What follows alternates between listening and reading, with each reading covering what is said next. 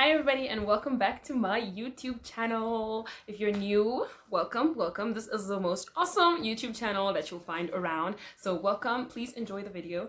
As you can see from today's title, I'll be doing a story time, and this story time is so special to me because I gave you guys, my viewers, the chance to choose what I should talk about and you voted accordingly. The voting took place on Instagram, so if you're not following me, I'll put a link down in the description box, so please go and follow me there. I'll be doing a lot more interaction with my viewers via Instagram, so don't forget to go follow and I'll follow you back. So today I'm going to be talking about my first boyfriend, and I can't believe I'm about to spill the tea on my entire life. Before I do that, however, I must give some disclaimers. I know you're gonna like, oh Shalom, just get to the story, but I need to give these disclaimers because of the nature of some of my viewers. So a lot of the stories that I will be telling in my story times are stories from my past. They don't necessarily align with the kind of life that I live now, but I must tell these stories nevertheless because I have people younger than me, people who look to me as a mentor, and mentorship is actually something that is close to my heart. So I don't want to be a closed off book. I want to be an open book that people can come to for advice, that people can come to, to share life experiences and grow, because if you don't address the issues of the past, you will never be able to move forward. So with that being said, grab yourself a cup of tea, because it's about to get hot in here. Cheers.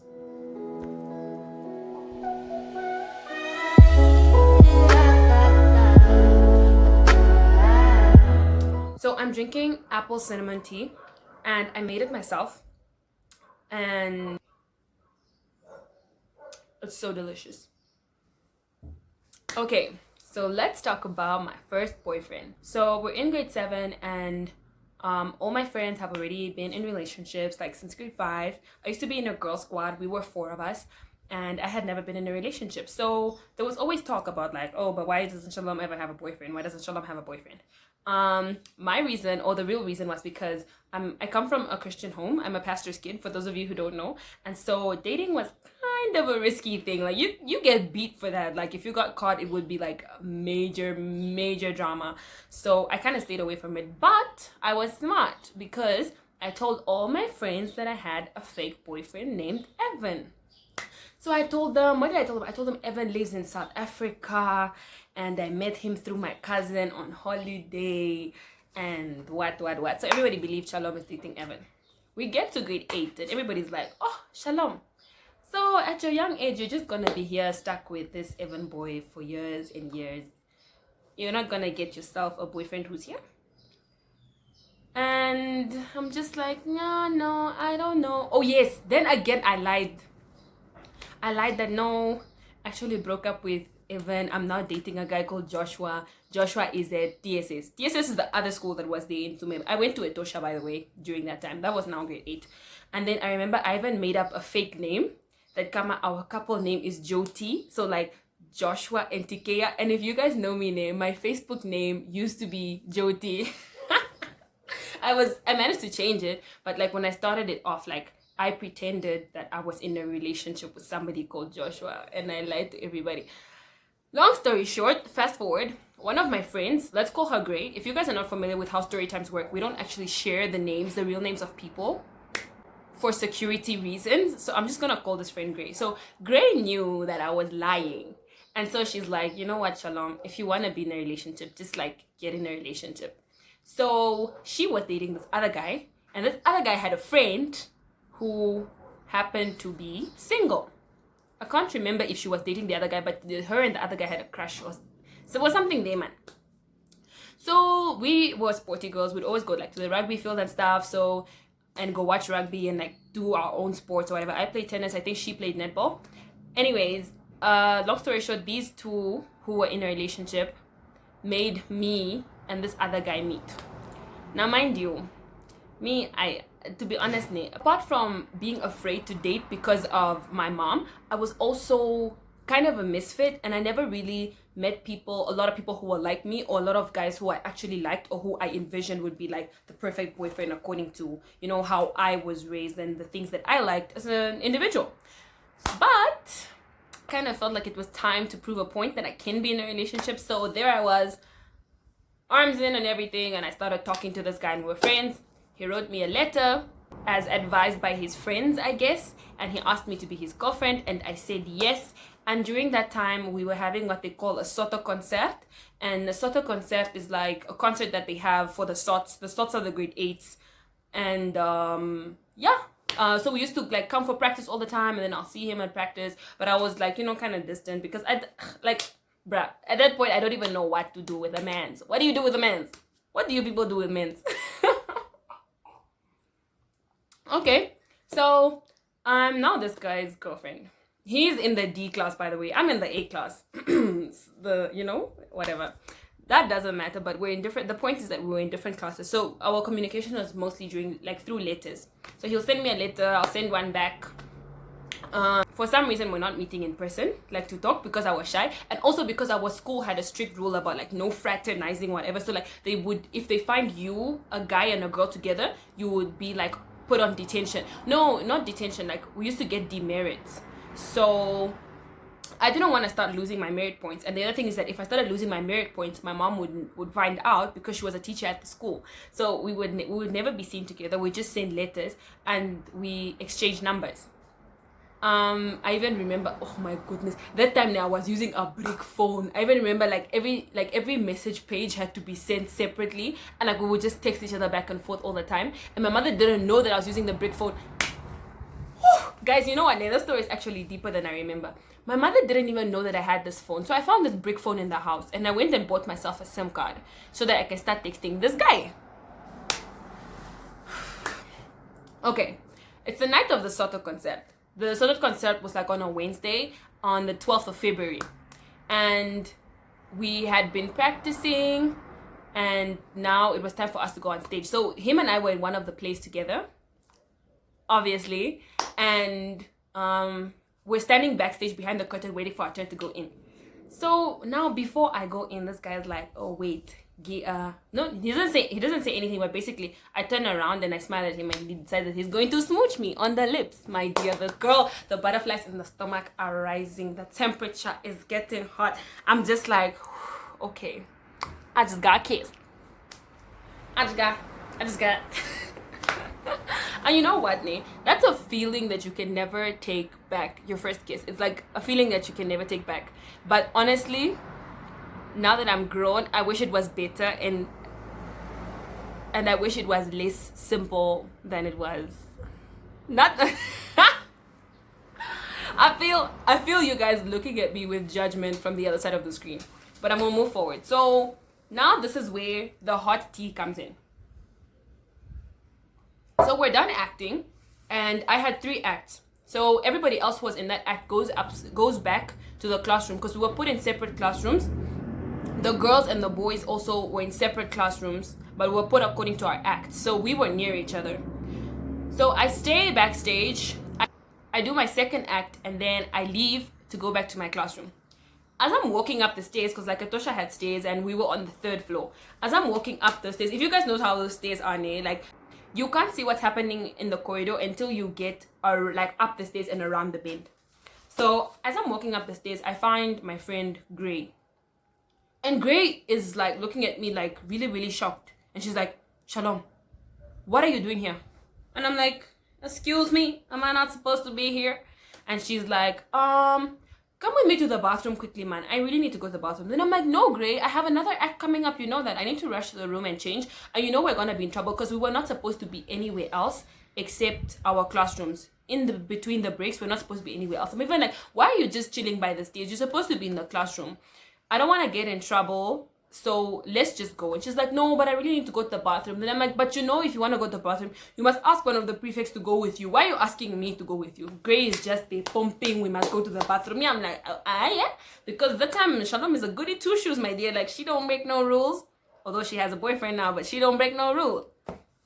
So I push past Gray. I get to the top of the stairs. There's a congregation there, and this congregation are all looking into the corridor. Something is happening in the corridor. Again, I'm like, hello guys, do you want to be in trouble, or what is happening here? Tell me something that I don't know. So I push past these 2 guys, and what do I see inside my eyes? I see my other friend, who's in my squad of 4. Let's call her Snow White. I see Snow White kissing my boyfriend, who from now on will have the name Dragon Ball Z. Snow White is kissing Dragon Ball Z for everybody in grade 8 to watch and see. So I look, and at that point, I'm so upset, but I'm also still so focused on what I need to do. Like, I know that I need to get into the classroom, get changed, and go back downstairs. I start walking because, like, they are, like, standing in front of the classroom door, and then the boys' classroom was, like, further. So I'm like, you know what? I'm just gonna go do what I gotta do. As I start walking, these two stop kissing. Snow White turns and she sees me. Snow White's face is red. Red! My face should have been red. Snow White's face is red. She's like, Shalom. I'm like, don't talk to me. Dragon Ball Z is like, Shalom. I'm like, nigga, don't talk to me. Then Snow White walks up to me. She follows me. I will go into the classroom. Snow White follows me into the classroom. She's like, Shalom, wait, listen. It's not what you think. Then I'm like, what's there for me to think? You like the guy? You didn't bother to say anything about it. You wait for me to start dating him. That's when you want to do something about it. Fine. Snow White is like, Shalom, it's not like that. What she's trying to explain. I'm like, you know what? Let's deal with this tomorrow because right now I've got stuff to do. While that's happening, people start getting in their minds that, oh, Shalom and Dragon Ball Z are actually a thing. And everybody's now shocked. Now there's this other guy now. Let's call this guy Skyrim. Skyrim comes up and he's like, so, Shalom, you are dating Dragon Ball Z. I'm like, well, clearly not anymore. He's like, Dragon Ball Z is my friend. And me in my mind, I'm like, okay, confused. And he's like, and you know that I've loved you all these years. Now, mind you, Skyrim and I come from the same high school, but Dragon Ball Z from the same primary school, but Dragon Ball Z and I were not from the same primary school. And Skyrim had a crush on me in grade 7, but I didn't think it was that serious. So now Skyrim is there. He's upset. Skyrim starts to cry. Now we have Skyrim crying. We have Snow White crying because nobody's listening to her. We have Dragon Ball Z but trying to talk to me as well. He's angry.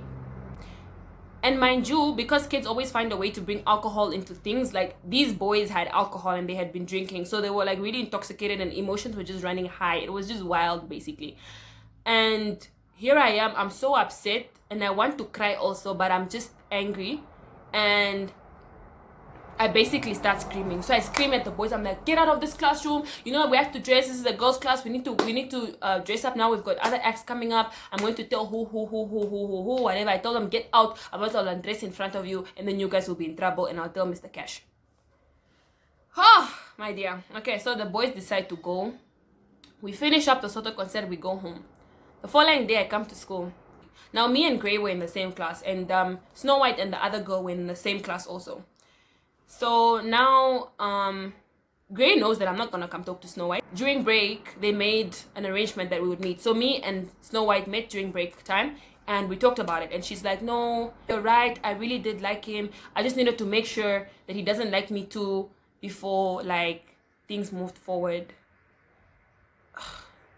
And I don't want to blow my own trumpet and be like I was mature from a young age, but for me I was just like, you know what, I don't think this guy is worth me losing this friendship because I've been friends with this girl for a long time. So I was just like, okay, you know what, it's fine. Do you still like him now? And she's like, no, I don't like him. I don't want anything to do with him. I spoke to him and he said he doesn't like me either. So we're done. I'm like, sharp. Now the guys are trying to get Dragon Ball Z to come and talk to me. And I'm just like, yeah. Fast forward to Valentine's Day. I come to school on Friday, and in the morning, Dragon Ball Z's cousin, I don't know if it's like his cousin or his sister or whatever, she comes to me and she has this huge box of these so-called cookies called Da Vinci cookies. They're like a knockoff of, is it All Sorts? No, it's not All Sorts. What's the Baker's Biscuits? Like Baker's Biscuits has this famous box like with all the biscuits in it. But basically it was a knockoff of that. And she comes to me and she's like, oh, Dragon Ball Z said I should give you this, and if you give him permission, please, he wants to talk to you. So because of the thing, I was just like, oh, let me just hear what this boy has to say and maybe end this thing once and for all. So the girl is like, okay, just wait here, I'll go get Dragon Ball Z. So Dragon Ball Z comes to me and he's like, yeah, I just really wanted to apologize. I didn't mean to break your heart. Just as we started our new relationship, we could really go far together. This guy was so much older than me, although we're in the same grade. But like, he had so much experience with girls and stuff. And me, I knew nothing about guys. So basically, he just told me all the stuff that I wanted to hear. And he told me to get back with him. And I said, yes. Fast forward, I ended up breaking up with him again a second time. And you know how guys are, like, you break up with him and then they come back and they're trying to, you know, get back into your life. In the meantime, he had another girlfriend in grade 10. This girl also starts texting me and she's like, stay away from my man. Just the stress that you don't need in your life. So what I learned from that whole thing is that your journey is your own, and you don't need to gauge what level you're at based on like where your friends are at. And it's a lesson that I've been able to take to myself even now that I'm grown. Like, I'm now at an age where like people are getting married, they're having babies and things, and it's tempting to always feel like, oh, I must be doing the same. But because of my experience and what happened to me, I wouldn't say I'm broken, but I'd say that I have learned, and I've learned that some of these things take time and some of these things come slower than, you know, than we want them to. And I think if I had just waited, I would have found a better, nicer guy who I would have liked. But I was caught up in that drama, and as a result, I missed so many other, you know, guys that I could have met in high school. You know what I mean? Yeah. I mean, looking back, there was some nice guys in my class. You know what I'm saying? But I was blinded from that.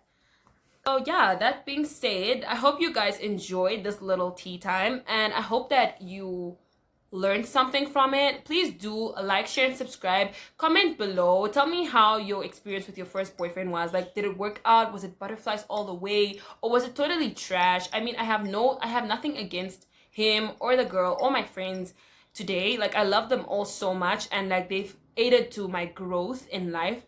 So I look back with no regrets. But the only thing that I can do is take a lesson from that, and that is that I'm never ever gonna let anybody talk me into doing something before I'm ready to do it. I must be ready to do it. Nobody but me, Shalom Piri. So if people are ready when I'm 24, or they are ready when I'm 50, or they are ready when I'm 60, that's none of my business. And that should be none of your business too. So yeah, I hope you enjoyed the video. I think I already said this. But if you haven't yet checked out my previous video, I'm going to put it somewhere here on the screen. And also go and check out my hair video and why I shaved my hair, because the next video that I'm going to be doing is going to be a 5-month, 6-month, I don't know how many months. Yeah, it's going to be a 5-month update of my hair growth, so you guys get to see once again what is underneath this wig. Bye guys, thank you for watching.